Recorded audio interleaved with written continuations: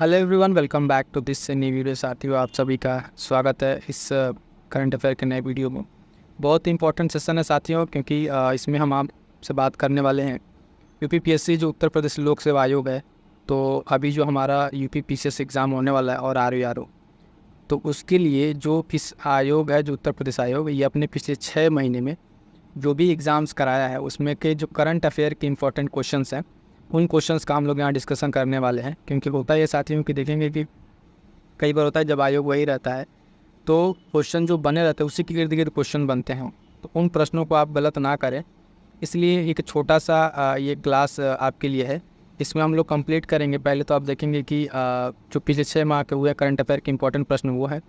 उसके साथ साथ हमने एक इसमें एक्स्ट्रा ऐड कर दिया है जो इम्पोर्टेंट है उत्तराखंड पीसीएस, जो उत्तर प्रदेश से आप देख रहे हैं, बॉर्डर शेयरिंग स्टेट है अपना उत्तर प्रदेश से। तो यहाँ पे जो करंट अफेयर के क्वेश्चंस बने हैं उस पीसीएस लेवल को भी एग्ज़ाम है, आयोग वो भी कराता है, उत्तराखंड आयोग।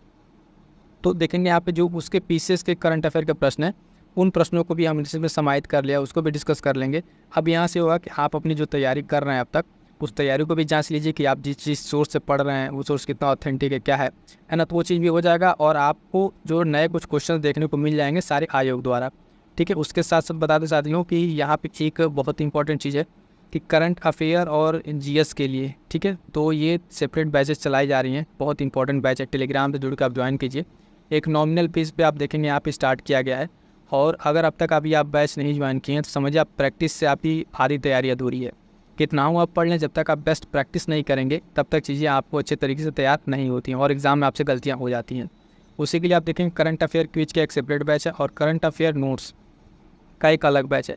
इसी सारे करंट अफेयर के नोट्स से जो जितने क्वेश्चन आए हुए हैं सारे के सारे क्वेश्चन आपको इन सारे नोट्स में मिल जाएंगे। एक भी क्वेश्चन ऐसा नहीं दिखेगा जो लास्ट के 6 महीने में हुए हैं वो आपको बाहर दिखे इससे। ठीक है, उसके साथ साथ आपको बहुत सारी जो मैगजीन है वो सबका प्रैक्टिस करा दिया जाएगा। एक नॉमिनल चार्ज है, तो फटाफट से लिंक टेलीग्राम है, वहाँ से जुड़ के आप इस बैच को ज्वाइन कर लीजिए। जितना प्रैक्टिस करेंगे आपके लिए बेहतर होगा। और एक यूट्यूब पे ये वीडियो आई है, बहुत ही इंपॉर्टेंट वीडियो, यूपीपीसीएस प्रीलिम्स के लिए शॉर्ट नोट्स की है, अवेलेबल है, जाके इसको देख डालिए। बहुत इंपॉर्टेंट आपके लिए, करंट अफेयर के लिए इतना करा सकते हैं आपके लिए कंप्लीट। इधर जनवरी से अगस्त तक का एक सेशन ला दिया है, उसको देख डालिए।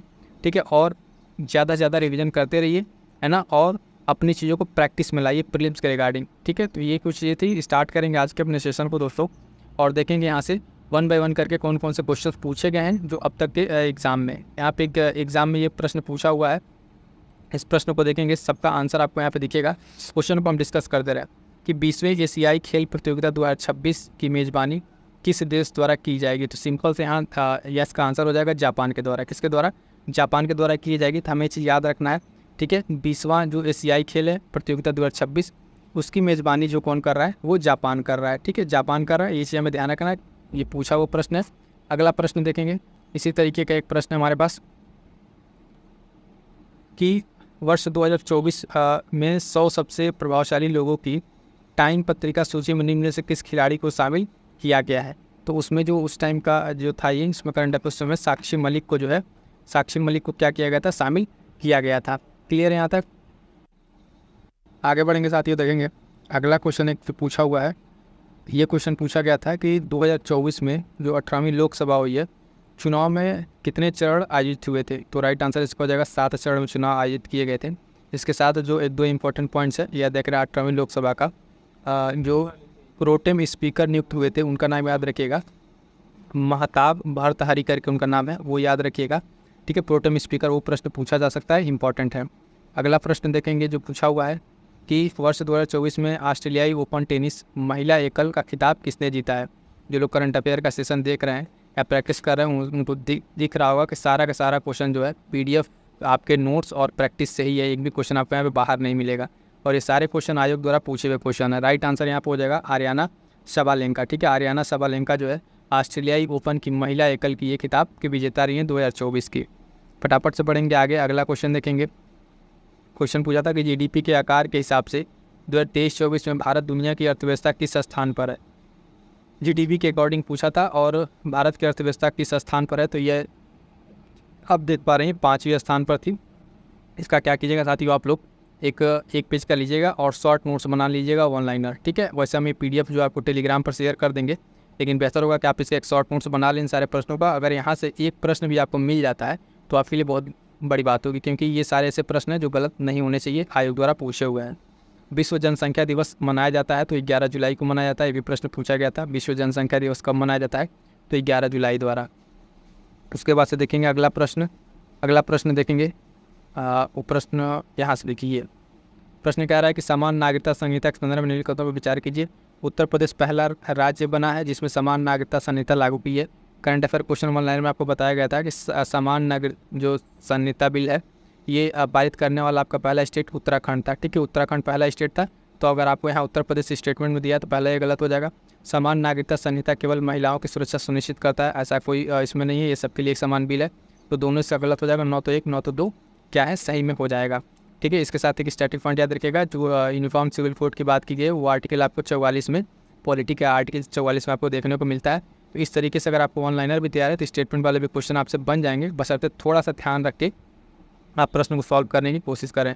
ठीक है, यहाँ पे यही बदला हुआ था तो इसी गलत है। आगे बढ़ेंगे, नेक्स्ट क्वेश्चन देखेंगे। क्वेश्चन ये पूछा था, हाल ही में समाचार पत्रों में रहा व्यास जी का तहखाना किस शहर में स्थित है? तो ये जो बनारस का जो मंदिर और मस्जिद का इशू था वहाँ पे ये चीज़ आया था न्यूज़ में, तो वहाँ से प्रश्न बना था। ठीक है, तो वाराणसी इसका हो जाएगा कि व्यास जी का तहखाना कहाँ पर है? वाराणसी में है। क्लियर है। अगला क्वेश्चन देखेंगे जो पूछा हुआ है, सारे के सारे क्वेश्चन आपको PDF नोट्स और करंट अफेयर के बैच से देख रहे होंगे यहाँ पे। भारतीय थल सेना के 30वें प्रमुख का क्या नाम है? अभी तो ये जो कल परसों टेस्ट सीरीज कराया था यूट्यूब पर, ये वीडियो पड़ी हुई है, उसमें भी ये क्वेश्चन था। ठीक है, तो एडमिरल R हरि कुमार, ठीक है, general Vikram Singh, Manoj Pande right answer यहाँ पर था, जनरल उपेंद्र द्विवेदी। ठीक है, general Upendra Dwivedi right answer, ध्यान रखिएगा। 30वें थल सेना अध्यक्ष जो है जनरल उपेंद्र द्विवेदी। पूछे गए सारे क्वेश्चन है, इसमें ज़्यादा समय नहीं लेंगे, फटाफट से बस देख लीजिए कि किस तरह के प्रश्न है और ये आपसे गलत नहीं होने चाहिए। निम्नलिखित में से किस तिथि को विश्व जल दिवस मनाया जाता है? तो 22 मार्च को मनाया जाता है। और कमेंट करके आप इसकी थीम जरूर बताइएगा। जो भी इस तरीके के डेज़ आएँ, ठीक है, इसकी थीम आपको ध्यान रखना बहुत ज़रूरी होता है। ठीक है, तो 22 मार्च, ठीक है, एक इंपॉर्टेंट डेज है, विश्व जल दिवस। 22 अप्रैल याद रखिएगा, 22 अप्रैल की बात करें तो पृथ्वी दिवस है ना। 22 ऐसे के साथ एक याद रखिएगा, 22 मई बायोडाइवर्सिटी डे है, विश्व बायोडाइवर्सिटी डे। ठीक है, और 16 अब देखेंगे सितंबर ओजोन डे याद रखिएगा।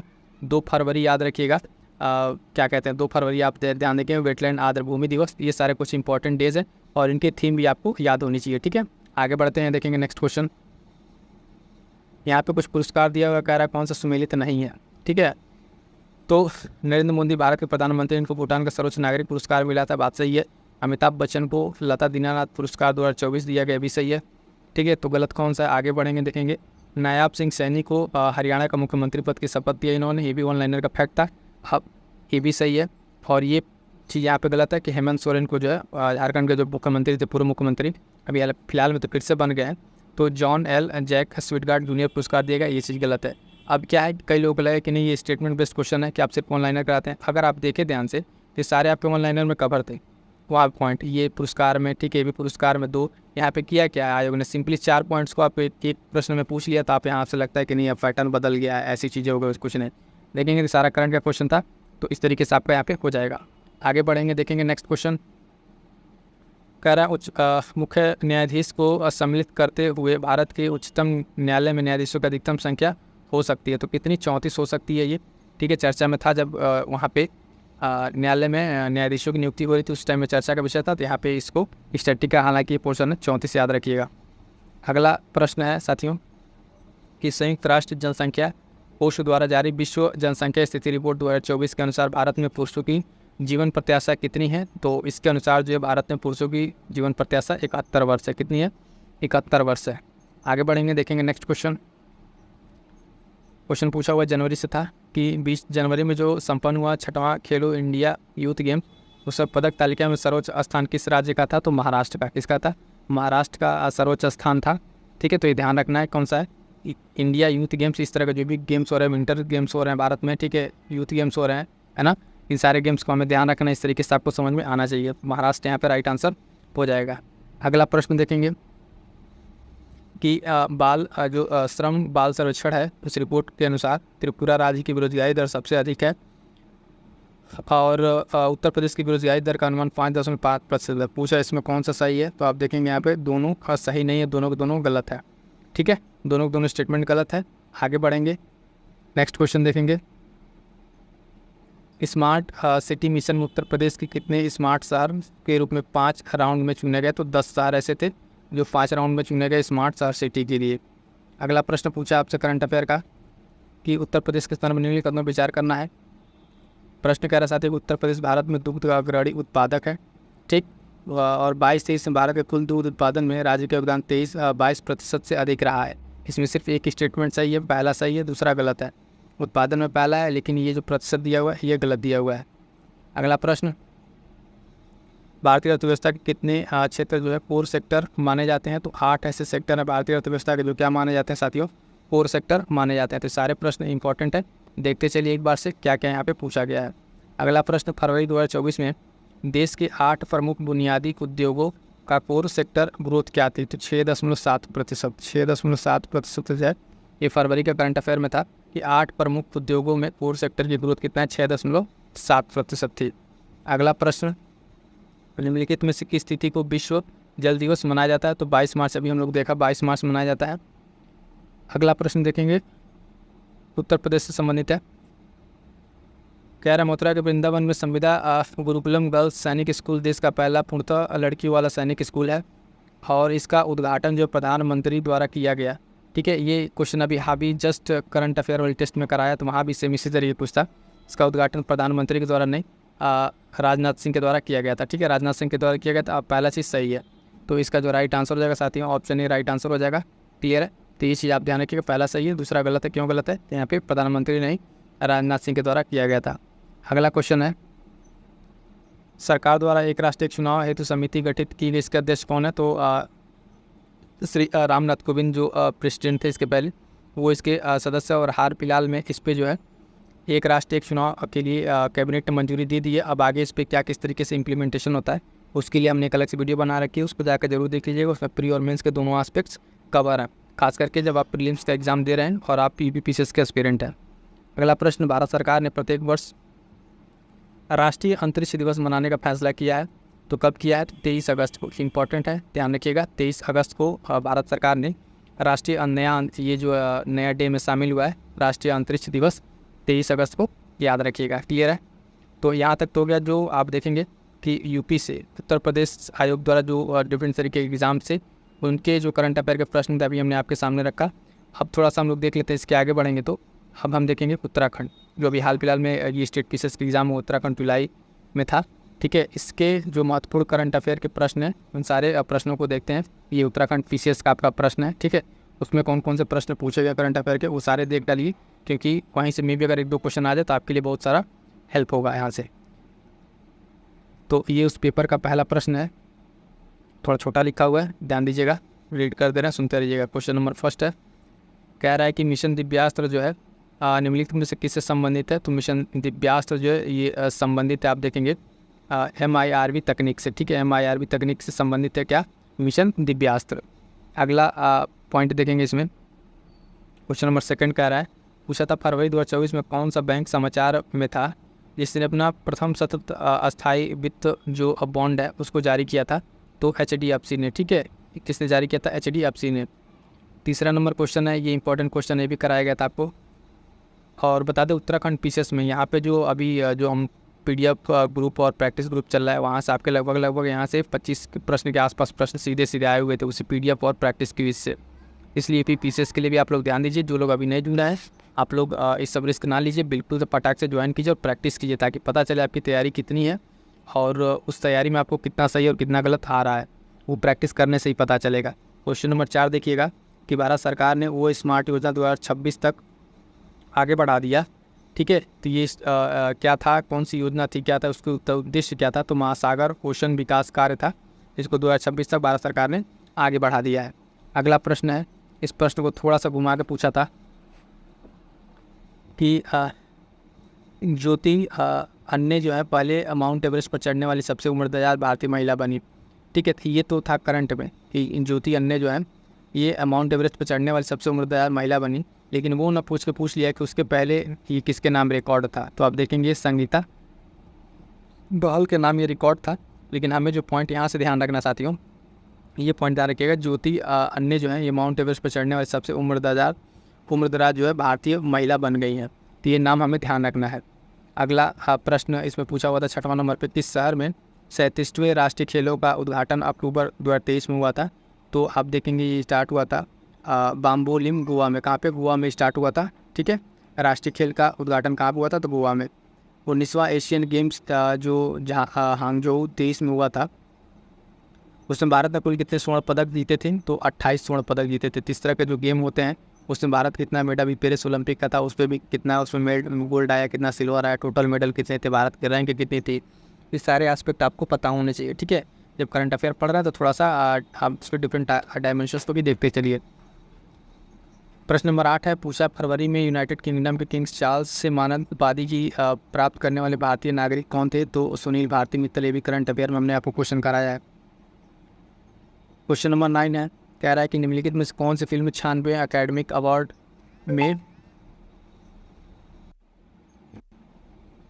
में ठीक है एनिमेटेड फीचर फिल्म्स के खिताब की विजेता कौन रही थी?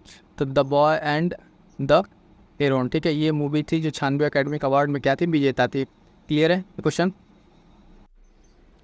अगला प्रश्न है क्वेश्चन नंबर 10, जो डेनियल कॉनमेनन जो है, जिनका मार्च 2024 में निधन हो गया, 2002 में उनको नोबेल पुरस्कार मिला था। तो किस विषय में मिला था? तो ध्यान रखेंगे अर्थशास्त्र में मिला था।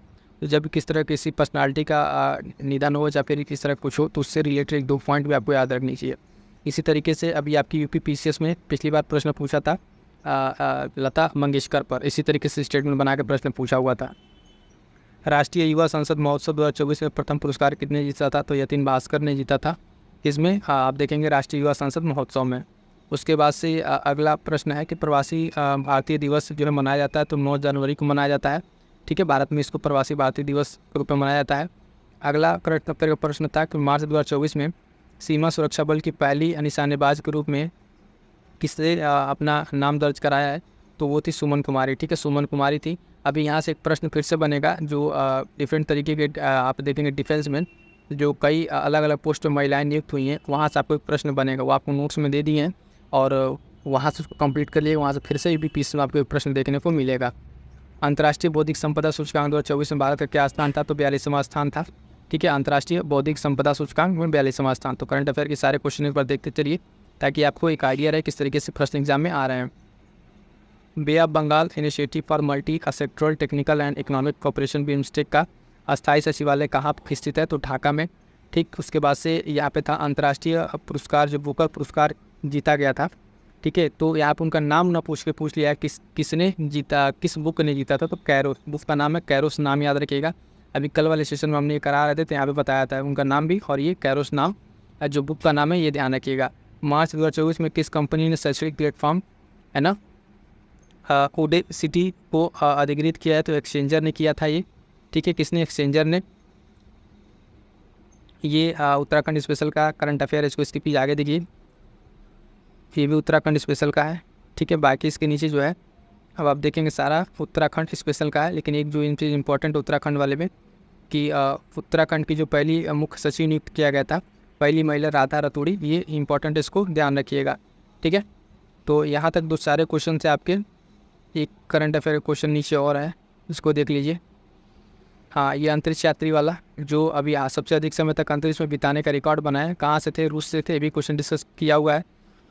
23 में रचनात्मक शहर की सूची में शामिल किया गया, कोझिकोड को शामिल किया गया था। आर्टिफिशियल इंटेलिजेंस का उपयोग करके पहला अंतर्राष्ट्रीय शिखर सम्मेलन किस देश में संपन्न हुआ? तो नीदरलैंड में हुआ था। ये सब सारी चीज़ें यहाँ पे आपको देखने को मिल गई।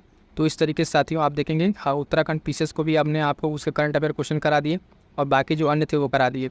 एक चीज़ ये कमेंट करके बताइएगा कि ये जो बुक आई है, कई साथियों का भी कमेंट है, हालांकि इस पर काम चल रहा है। अभी आपका क्या इस पर राय है कि इस पर करंट अफेयर इसको कंप्लीट किया जाए कि नहीं? 1 शॉट में इसको कंप्लीट करना है, तो इसको कंप्लीट करते हैं इस बुक को।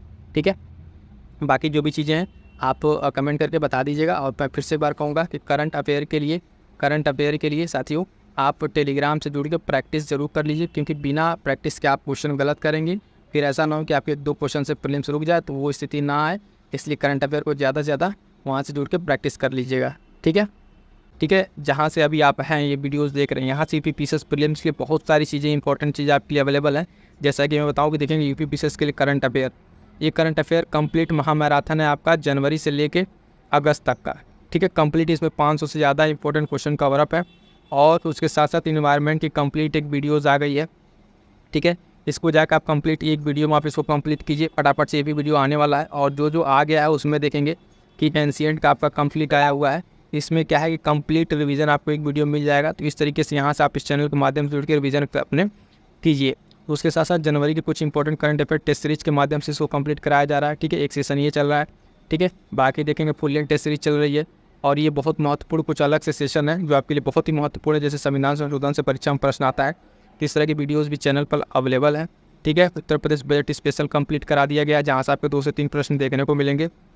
मोस्ट इंपॉर्टेंट डिसीजन होने वाला है और एक बहुत ही इंपॉर्टेंट वीडियो आने वाली सरकारी योजनाओं को लेकर, ठीक है। तो ये सब सारी चीज़ें रहेंगी, फटाफट से आप जुड़ जाइए और यहाँ से जुड़िए। उसके साथ साथ आप देखेंगे PDF के लिए क्या कीजिए, टेलीग्राम से जुड़िए, यहाँ से चीज़ें आपको अपडेट मिलती रहेंगी और इतनी सब चीज़ों को अपने साथ कीजिए। और अंततः मैं एक चीज़ कहना चाहूँगा, अपनी तैयारी पर विश्वास रखिए, आपने जो पढ़ा है वहीं से चीज़ें आएंगी, ठीक है। रिवाइज़ करते रहिएगा, ठीक है। रिवाइज़ करते रहिएगा, बार बार चीज़ों को पढ़िए, रिवाइज़ कीजिए। जो चीज़ छूट गया उसको छोड़िए, बाकी जितना पढ़ा उसको रिवाइज़ कीजिए, अच्छे से तैयार कीजिए और सीसेट पे खास कर ध्यान रखिएगा। मिलते हैं किसी नेक्स्ट वीडियो में, तब तक के लिए thank you so much. Further आपके कोई कमेंट्स वगैरह रहते हैं तो आप कमेंट करके ज़रूर बता दीजिएगा।